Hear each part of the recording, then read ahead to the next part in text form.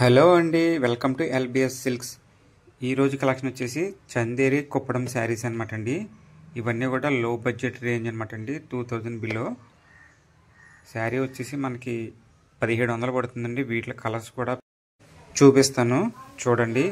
ఈ శారీ ఎలా వేర్ చేస్తే వస్తుంది అన్నది నేను రిఫరెన్స్ పిక్ అయితే స్టార్టింగ్ స్క్రీన్ మీద ఇచ్చాను చూడండి.